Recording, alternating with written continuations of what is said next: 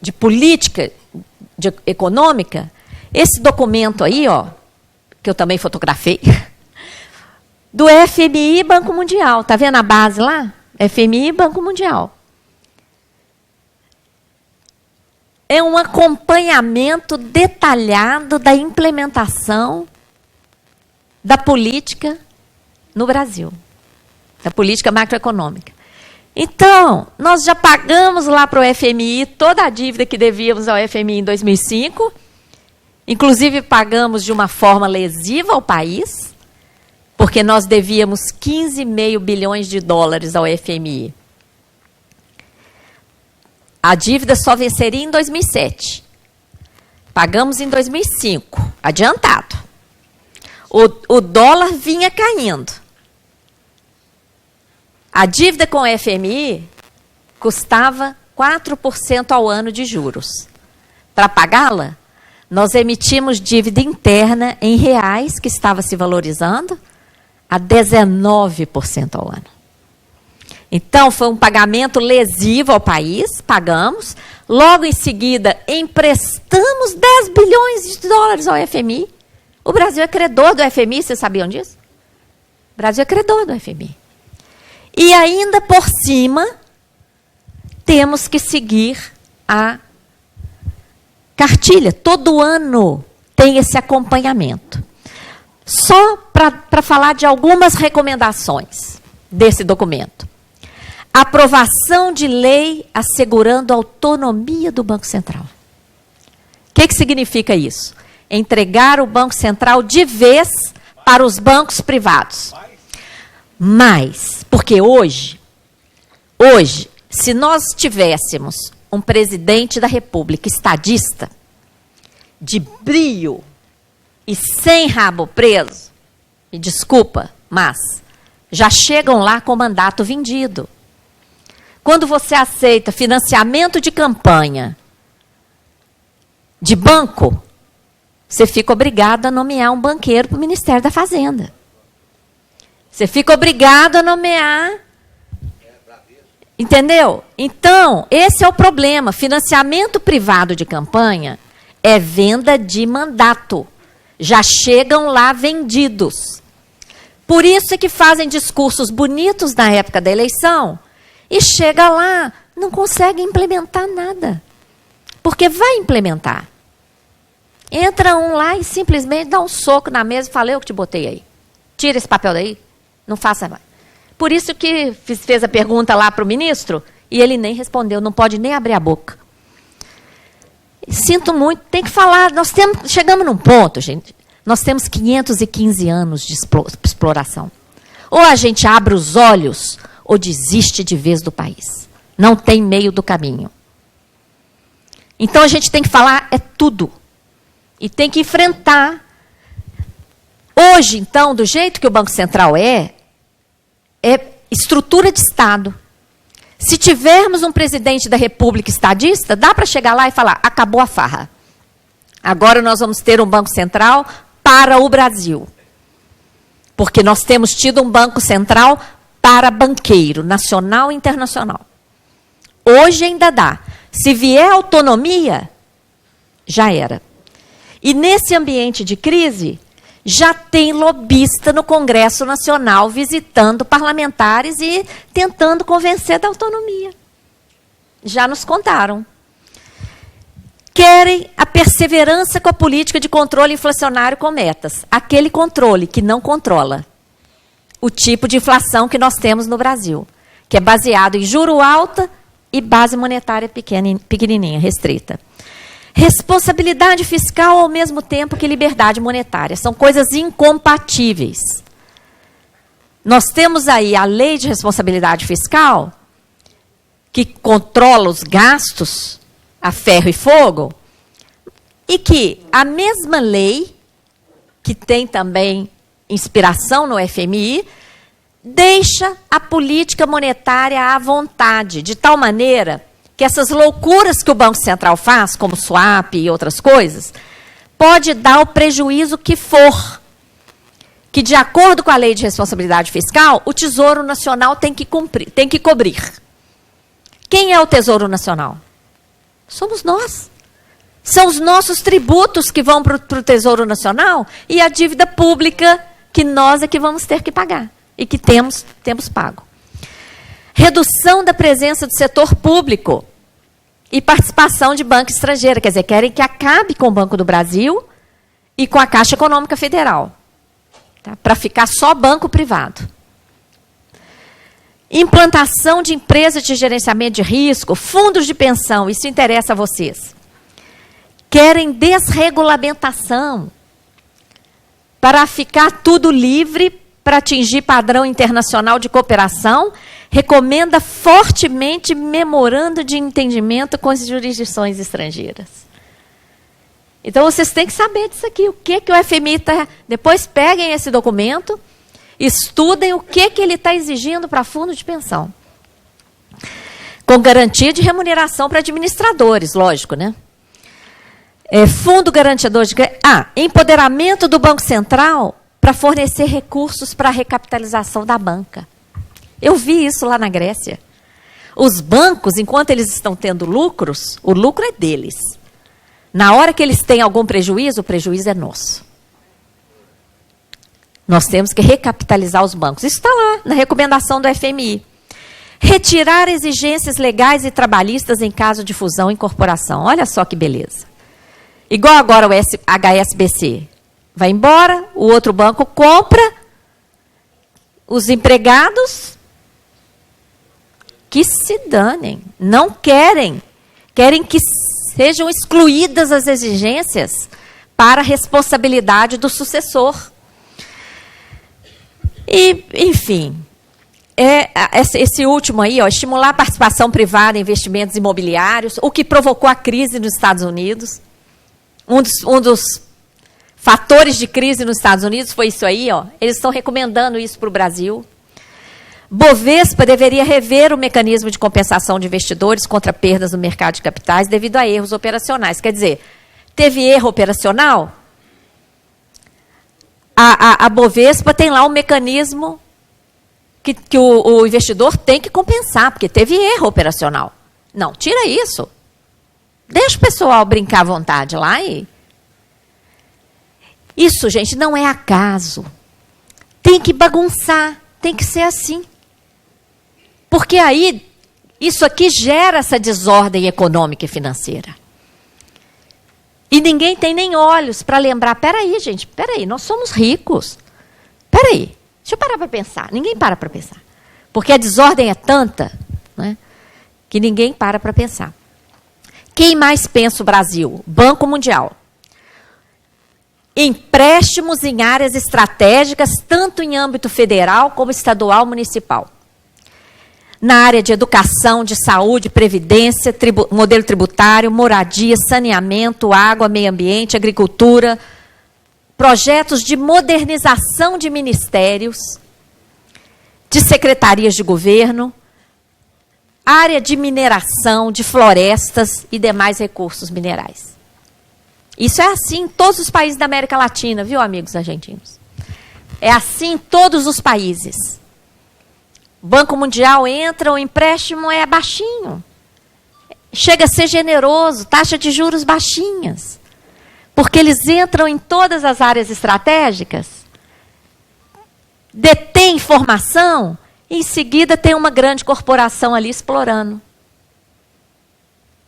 as nossas riquezas. A atuação do Banco Mundial está se sofisticando. Na minha cidade, Minas Gerais, criaram uma SA, PBH Ativos. Uma empresa, sociedade anônima, independente. Então, ela não fica sujeita a controle do Estado. Tá? O objetivo é emitir debêntures, que são títulos, com a participação de bancos privados para auxiliar em atividades de Estado, como a cobrança de impostos. A garantia dessa empresa é dada pela prefeitura. Os trabalhadores são cedidos pela prefeitura. A estrutura é de entidades da prefeitura, inclusive empresas de informática, licitações, estrutura para licitações, departamento jurídico. Gente, nós estamos falando de uma laranja. É o próprio Estado. É a própria prefeitura. Mas sob a forma de PBH ativos. Isso aí é orientação do Banco Mundial.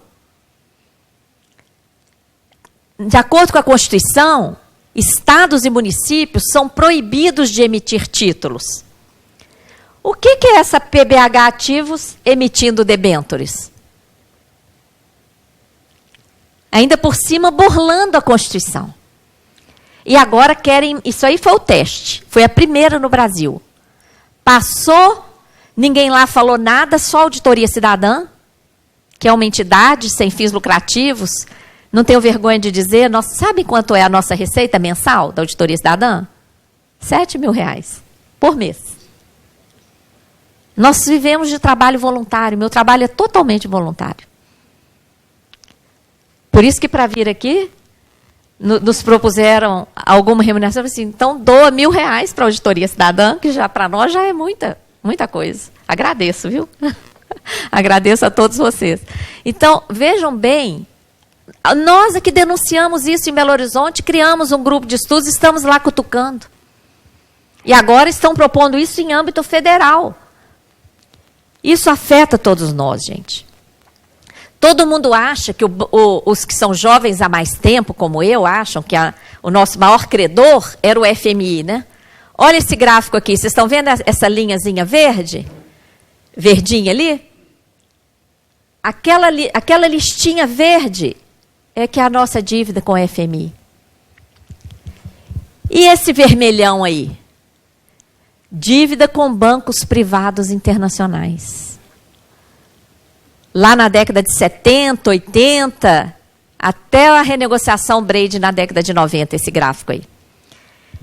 Alguém tinha ideia de que os nossos credores da dívida externa eram os bancos? Todo mundo achava que era o FMI, né? Sabia, né?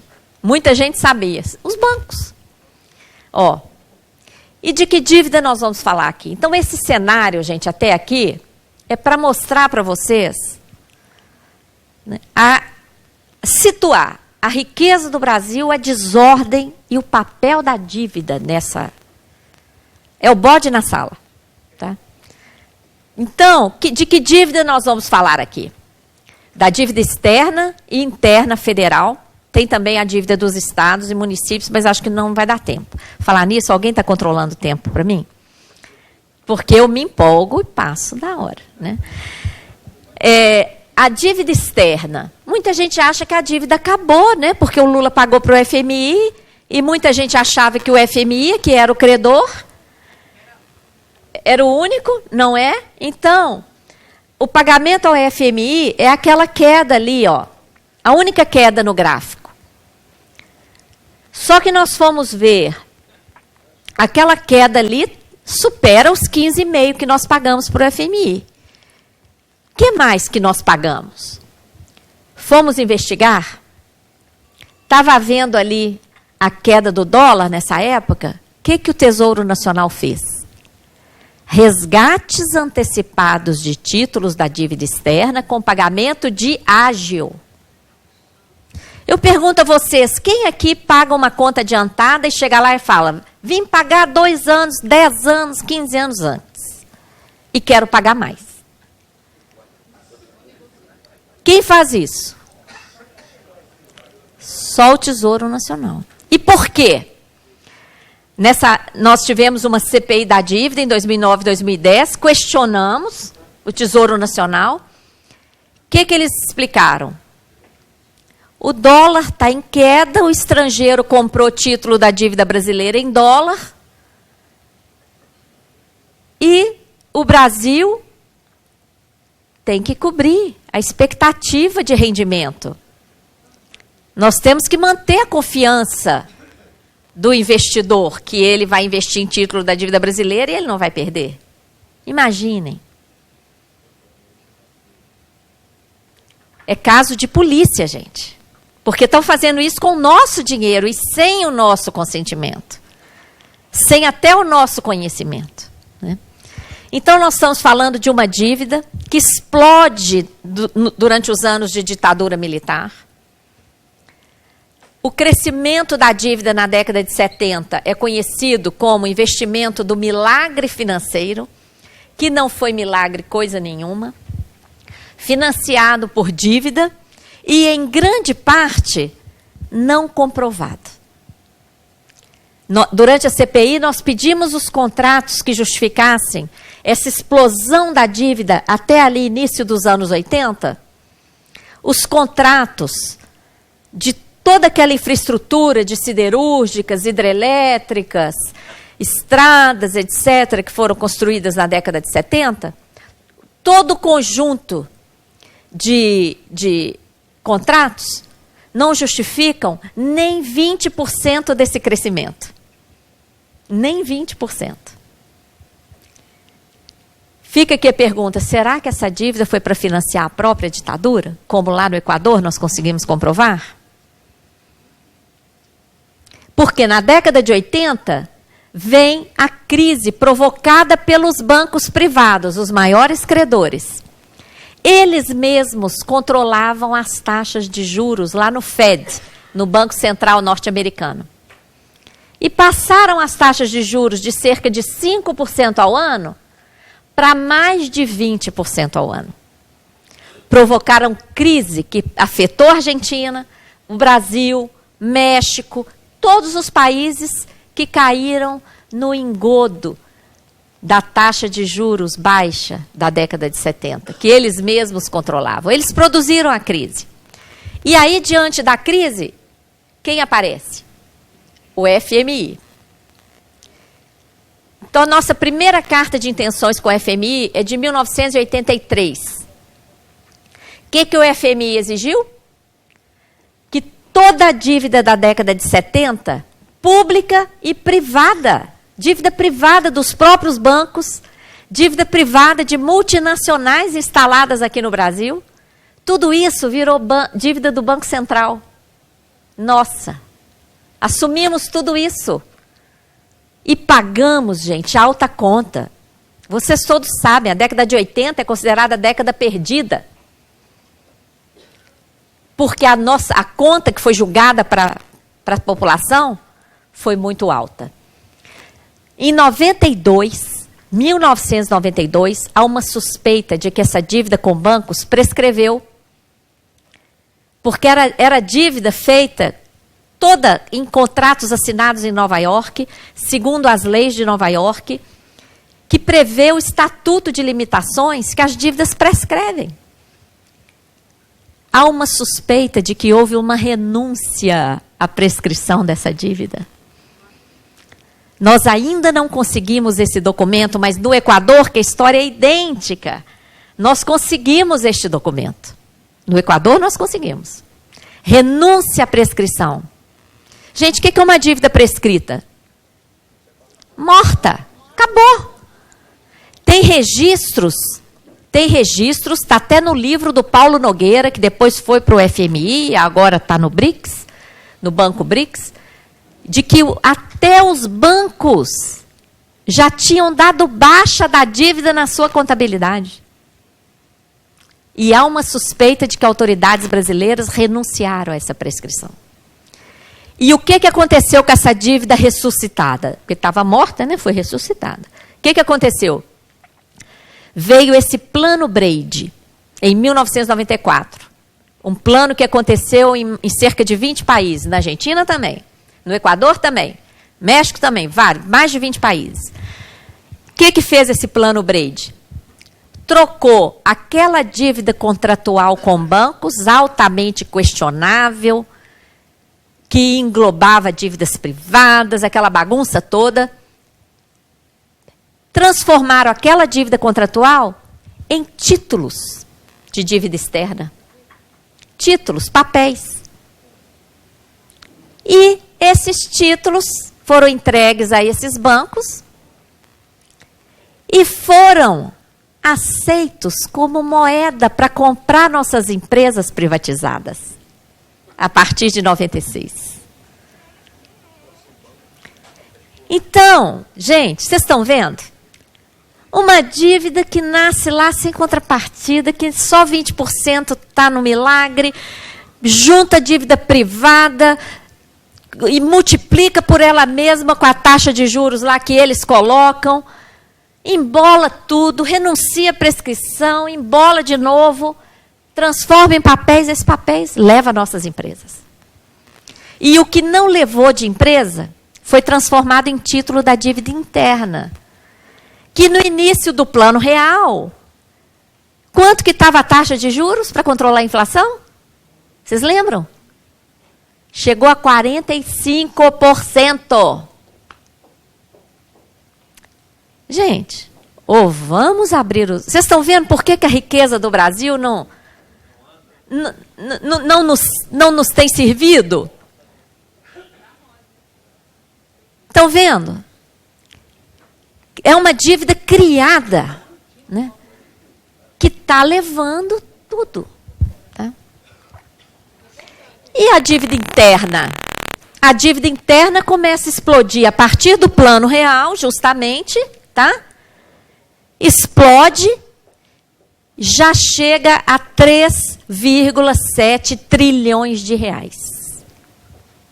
Chegou agora, em agosto, a 3,7 trilhões de reais. Tá? E qual é a contrapartida? Onde é que foi investido esse dinheiro? Dívida financeira, juros sobre juros, indícios de ilegalidades, conflito de interesses e mecanismos financeiros, né?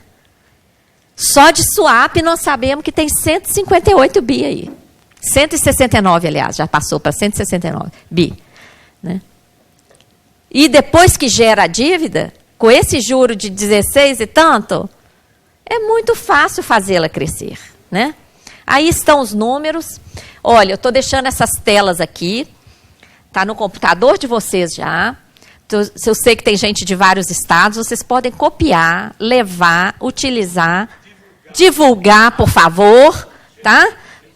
Porque isso aí é nosso, tá? Não tem, nosso trabalho não tem direito autoral. É um trabalho cidadão, feito por cidadãos para os cidadãos.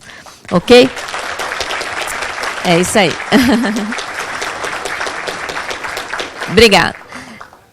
Esse gráfico é o gráfico do orçamento geral da União. Deixa eu tomar uma aguinha. Obrigada. É até bom parar um pouquinho para vocês tentarem ler os números aí.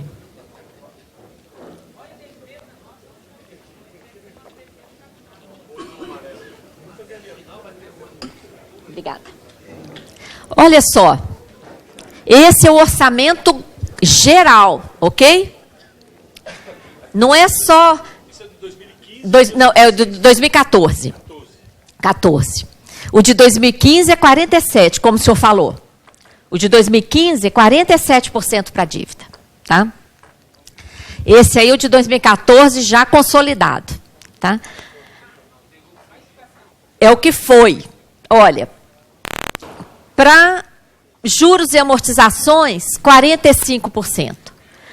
Para educação, vocês conseguem enxergar ali? 3,7%. Para saúde, 3,9%. Para todos os estados e municípios, como o nosso sistema tributário, a arrecadação é concentrada na esfera federal, a União é obrigada a repassar para os entes federados.